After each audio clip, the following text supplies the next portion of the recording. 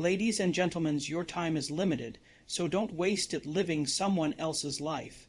Those words carry a powerful reminder. Each of us has the same 24 hours in a day, but how we use them determines the quality and direction of our lives. Jobs was a master of focus, known for stripping away the unnecessary to give attention only to what truly mattered.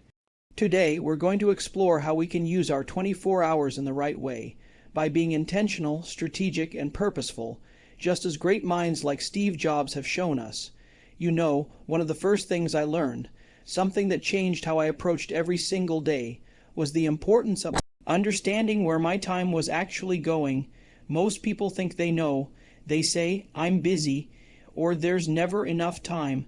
But if you ask them to explain how they spent the last 24 hours, they hesitate. The truth is, most of us move through our day on autopilot, doing things out of habit without ever questioning whether those things are worth our time. Time is our most precious resource. Unlike money or energy, you can't get more of it. Once it's gone, but we act like it's unlimited. We waste hours scrolling through things that don't matter, attending meetings that don't move us forward, saying yes to things that drain us, and we justify it because it's just 10 minutes, or just one episode. But those minutes add up. They always do, and they often add up to a life that feels busy but unfulfilled. What changed everything for me was when I started treating my time like a product.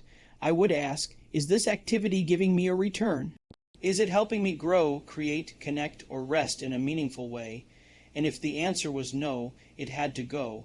But before I could even ask those questions, I had to track it. I had to get brutally honest with myself about where the hours were going. It was like debugging a system, identifying the bugs, the inefficiencies, the background processes running for no reason.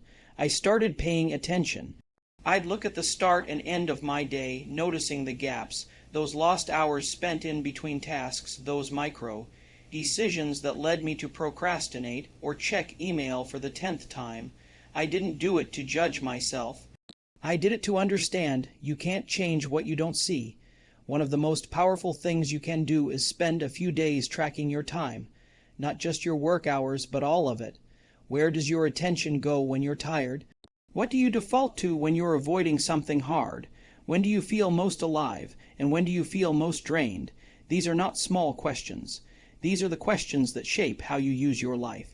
I remember sitting down and realizing that I was spending an absurd amount of time managing emails that didn't matter, sitting in meetings that could have been avoided, or getting lost in distractions when I could have been building something. And that awareness was a gift, because once you see the gaps, you can close them. Once you see the patterns, you can rewrite them. When you begin to take responsibility for every hour, not in a rigid, robotic way, but in a mindful, deliberate way, something shifts. You become the architect of your day. You start designing your time instead of reacting to it, and the day stops happening to you. You start happening to the day. This isn't about squeezing more into your schedule. It's not about packing your calendar until you're burnt out. It's about getting clarity, cutting the noise, finding the signal, and that clarity can only come from understanding how you're spending your time right now, today. We live in a world that pulls our attention in 100 directions at once, and unless we take the time to step back and really see what's going on, we get caught in the current. But when you understand your time, you take back your power. You can decide what stays, what goes, and what truly deserves your energy. The first step, always, is awareness, not action, not hustle, not fixing everything overnight, just awareness. Because once you start noticing where your time goes, you'll never look at it the same way again. And from that place of clarity, you can start choosing a life that actually aligns with what matters most to you. Time is not the enemy, distraction is, and the best way to defeat it is to begin by paying attention. So start there. Start by looking closely, because your 24 hours already contain everything you need. Once you understand where your time is going, the next question becomes even more important. What are you using it for? Because knowing how you spend your time is only the beginning. The real shift happens when you start asking why you're spending it that way. Most people don't stop to think about that. They just go. They move from one thing to the next, constantly busy, constantly in motion.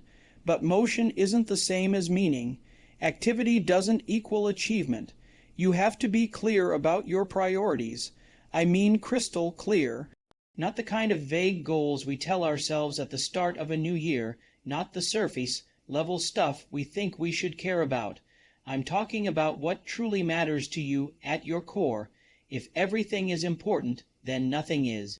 If your time is split in a dozen directions, none of those things are getting the focus they deserve. When I began building things, real things, I realized very quickly that I couldn't do everything, and trying to do everything meant I would do nothing well. So I had to decide what mattered most. That meant saying no a lot. It meant cutting good ideas to make space for great ones. It meant ignoring trends and noise and chasing what felt real, what aligned with a deeper purpose. But you can't do that without clarity. You have to know your values. You have to know what success looks like for you, not for anyone else. Otherwise, you'll end up chasing someone else's dream, running on someone else's timeline, following someone else's priorities. And one day, you'll wake up wondering how you got there. That's not how you want to live. You get 24 hours, everyone does, but how you choose to spend them depends entirely on what you're aiming for. If your goal is to grow a business, that's going to look very different from someone who's building a life around family. If your goal is to learn, to create, to heal, to teach, whatever it is, you have to let that goal shape your schedule. Otherwise, your schedule will shape you. You can't let other people fill your calendar with their agenda. You have to lead with your own, and to do that, you need clarity. You need to sit with yourself, in silence if you have to, and ask, what do I want my life to stand for? What am I building, not just today, but across the arc of my life? Because every day is a brick, and if you don't know what you're building, you're just laying bricks with no blueprint. When I was deep in the process of creation, I didn't just think about the product. I thought about the why behind the product. What did I want it to do for people? How did I want it to make them feel? That clarity drove every decision, and it saved time. It filtered out distractions. Because when you're clear on your purpose, the next step becomes obvious. The noise fades. You stop second, guessing yourself because you're anchored to something real, and this applies to more than just business or creativity. It applies to your relationships, your health, your inner life. If you don't decide what matters most, the world will decide for you, and the world doesn't care if you end up tired, lost, or empty. It just keeps going. So you have to decide. You have to protect your time with the fierceness of someone who knows what they're here to do. Once you set your priorities, once you have that North Star, then your time has a direction. You're not just reacting, you're responding, you're not just busy, you're intentional, and the amazing thing is, when you live with that kind of clarity, people notice, they feel it. You inspire without trying, simply because you're aligned. You're living on purpose. Clarity isn't a one-time event. It's something you revisit again and again. Priorities shift, seasons change, and that's okay. The key is to check in with yourself regularly. Keep asking, is this still aligned with what I want? Is this moving me closer to the life I'm choosing? Don't be afraid to adjust. Don't be afraid to change direction. What matters is that you keep choosing, deliberately, consciously, consistently. Once you understand where your time is going, and once you're clear about your priorities, what really matters to you, the next step becomes unavoidable. You've got to plan your day with intention. That doesn't mean rigid structure or filling every second with tasks. It means giving your day a framework, a rhythm, a design that supports the life you're trying to build. People underestimate how much freedom comes from structure.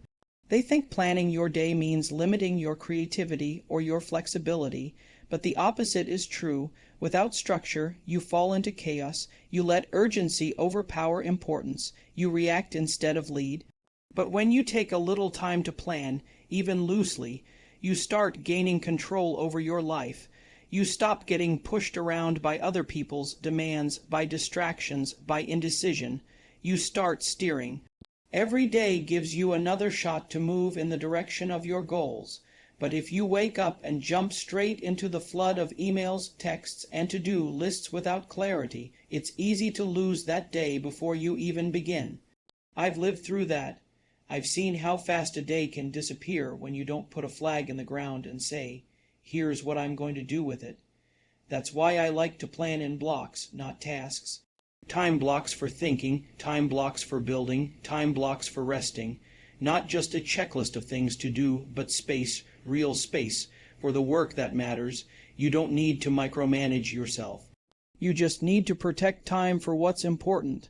And if something slips, fine, it happens. But at least you had a plan. At least you started with intention. What I found was, the less time I spent deciding what to do next, the more energy I had to actually do it. Decision fatigue is real.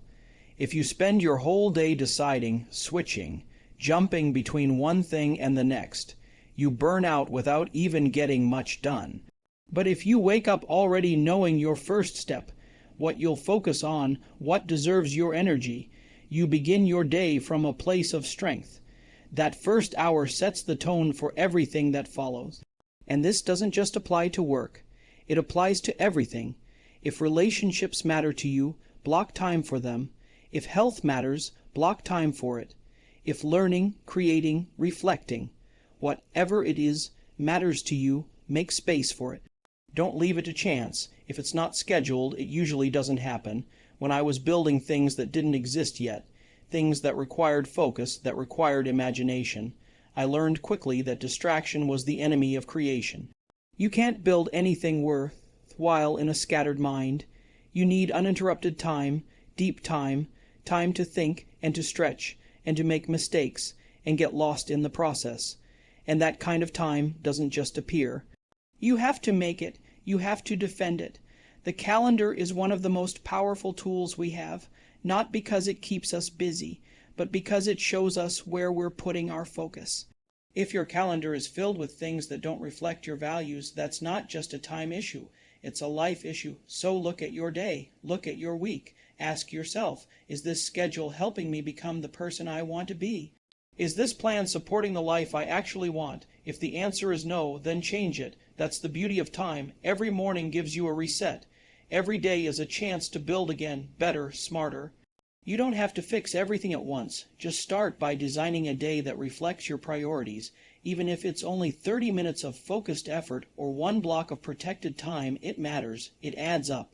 Because time, when used intentionally, compounds. The goal is not perfection. The goal is alignment. You won't stick to the plan every time. Life will interrupt. Things will shift. But the point is to start with clarity, to give your time a purpose before the world tries to take it. The plan is a guide, not a prison. It's there to remind you of what matters, so you don't forget in the noise of the day. You have more control than you think. You don't need to overhaul your entire life. You just need to take the next 24 hours and design them around what truly matters. Because if you don't plan your day will plan you. Even when you've figured out where your time is going, and even when you've taken the time to set your priorities and build a plan around them, there's still one thing that can quietly ruin all of it: distractions. The world is full of them. They don't always look dangerous. In fact, the most harmful ones often look harmless. Just a quick glance at your phone, just a few minutes on social media, just one more notification. But those just a few minutes moments, they're silent thieves, and they add up faster than you think. What makes distractions so dangerous is that they don't just steal your time. They steal your focus, your energy, your ability to be present. And when you lose those things, you don't just lose productivity. You lose clarity. You lose momentum. You step out of alignment with your purpose and into a kind of noise that feels busy but doesn't take you anywhere. There was a point when I had to learn this the hard way. I used to think I could juggle everything: emails, meetings, messages, multiple projects all at once. I thought that was the game: move fast, keep moving, never stop. But over time, I realized I wasn't moving forward. I was just moving, and there's a difference. I was reacting to everything instead of directing my attention to what mattered most. That realization forced me to slow down and get intentional about what I allowed into my space. You have to be ruthless with your time, not careless, ruthless. That doesn't mean you cut yourself off from the world. It means you draw lines. You decide what gets access to your attention and what doesn't.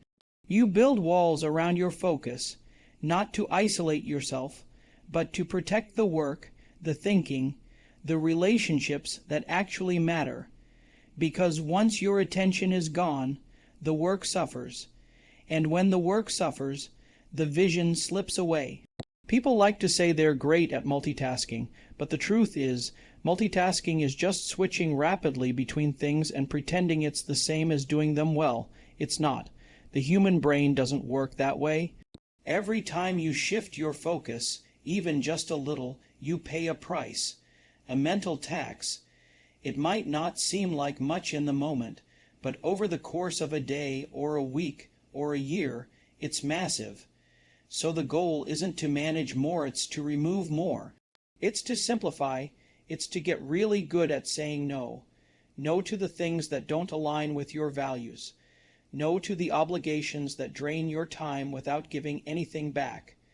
No to the illusion that being constantly available is some kind of virtue. It's not. Being constantly available is a recipe for burnout. I started asking myself one question: does this move me closer to what I care about or further away? That became the filter. Whether it was a meeting, an invitation, a request, a notification. If it wasn't aligned, it didn't get my time. Not because I didn't care, but because I do care. Because focus is how you show respect to what matters. And here's something people don't always realize. Distractions aren't always external. Sometimes the biggest distractions come from inside self. Doubt, fear of failure, the urge to be perfect before you begin. Those internal voices can pull you away from your work just as easily as a ping on your phone. You've got to manage those too, quiet them, face them, and get back to what you're building. What helped me was creating boundaries. Time boundaries, environment boundaries, even mindset boundaries. I'd block off time for deep work. No interruptions, no calls, no bouncing between tabs. Just focus. And during that time, I treated that block like it was sacred. Because it was, that's where the real work happened. That's where ideas were born, where progress was made. It wasn't flashy, but it was everything. You don't have to eliminate every distraction forever. That's not realistic, but you do have to be aware of what's pulling you off course and take steps to steer back. Build habits around protecting your focus. Schedule time to disconnect. Create spaces that support your attention instead of fragmenting it. And most importantly, forgive yourself when you get distracted. It happens, but always come back to what matters, because the truth is, the world will never stop trying to distract you, but you don't have to let it succeed. Now, here's the part most people overlook. You can track your time, set your priorities, plan your day, eliminate distractions, but none of it matters if you don't actually do the work. Execution is the bridge between what you want and what you become. And the truth is, most people never cross it. They stay stuck in the planning phase, the thinking phase, the preparing phase, telling themselves they're just getting ready. But getting ready can become a trap. At some point, you have to start. The hardest part is usually the first step, that moment when the idea is still clean and perfect in your mind, but you know once you start, it's going to get messy, and it will. But that's the point. Nothing great ever comes from staying safe in your head. Ideas are easy. Execution is hard. That's why it matters. That's why it separates the people who dream from the people who deliver. When I was deep in the work, really building something that didn't exist before, I realized something powerful. Momentum beats perfection. Every time, you can sit and wait until the stars align, or you can start with what you have right now and make progress. One action at a time. It doesn't have to be huge. In fact, it usually isn't. Most of the things that move the needle aren't flashy. They're quiet, consistent, often boring, but they work. And the beautiful thing is, once you get into motion, everything changes. Confidence grows, ideas evolve, energy builds. It's like lighting a fire. The hardest part is the spark, but once it catches, it starts to fuel itself. That's why you don't wait to feel inspired. You act your way into inspiration. You show up whether you feel like it or not. You do the work because the work itself creates the clarity and the drive you were waiting for. There's this idea that success is about talent or timing or luck. And sure, those things play a role. But more often, success is about showing up when it's hard, when you're tired, when no one's watching. It's about doing the work when the excitement has worn off, and it's just you, the challenge, and the decision to keep going. That's where progress lives, in the doing, and doing doesn't always mean nonstop hustle. It means staying committed. It means creating systems that help you keep going. If your energy is low, optimize for it. If your schedule is packed, make small windows count. If your motivation fades, fall back on discipline. Build a system so that even on your worst days, you can still move the needle just a little. That's how you make time work for you, not by pushing harder all the time, but by building a rhythm you can sustain. The people who make the most of their 24 hours aren't necessarily the fastest or the smartest. They're the ones who start and then keep starting, over and over again. They fail, they adjust, they try again. They don't wait for perfect. They move forward imperfectly, knowing that momentum matters more than mastery. That's what it takes. You'll get it wrong sometimes. You'll waste time. You'll miss the mark. That's part of it. Don't let the fear of doing it wrong keep you from doing it at all. There's no way to avoid mistakes. You just have to make sure you're learning from them. Because learning is part of execution too. Every time you take action, you gather data. You learn what works, what doesn't, what needs to shift. But none of that learning happens if you stay stuck in your head. And here's the thing, you don't rise to the level of your goals. You fall to the level of your systems. You fall to the level of your habits, your choices, your willingness to act. So build a system that supports movement. Create an environment that makes it easier to take action. Surround yourself with people who push you to execute, not just imagine. Ideas are only valuable when they're turned into action. That's the truth. You don't want to look back and realize you spent your life thinking about what you could have done. You want to look back and know you built it, day by day, block by block, hour by hour, not because it was easy, but because you did the work even when it wasn't, because in the end, action is what shapes your future. We spend so much time chasing progress, building, doing, moving forward, that sometimes we forget one of the most important parts of the process, reflection. Without it, we're just spinning our wheels, repeating the same patterns, making the same mistakes, and calling it growth. But growth doesn't happen just because time passes. Growth happens when we pay attention, when we pause, when we look back not just to remember, but to learn. Reflection gives your effort meaning. It takes your experience and turns it into wisdom. You can go through an entire year working hard every single day and still not get better. If you never stop to ask why things worked, why they didn't, what you could have done differently. That's the difference between staying busy and getting better. And getting better is what makes the best use of your time. I used to believe that momentum alone would carry me forward, that if I just kept going, kept pushing, I'd naturally improve, and in some ways, that's true. Repetition builds skill, but it only takes you so far. Real improvement comes when you take a breath, look at the data of your own life, and ask, what did I learn? That question changes everything. Reflection isn't about regret.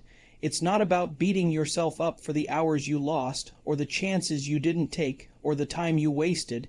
It's about understanding. You look at what happened with clear eyes, not to judge yourself, but to study yourself. Because once you understand yourself better, you move smarter. You make decisions that are aligned, intentional, and precise. One of the most valuable habits I ever developed was checking in with myself at the end of each day. Nothing fancy, just a few minutes of quiet thought. What did I do today that mattered? What pulled me off course? Where did I spend time that didn't serve me? Where did I feel most alive, most focused, most in flow?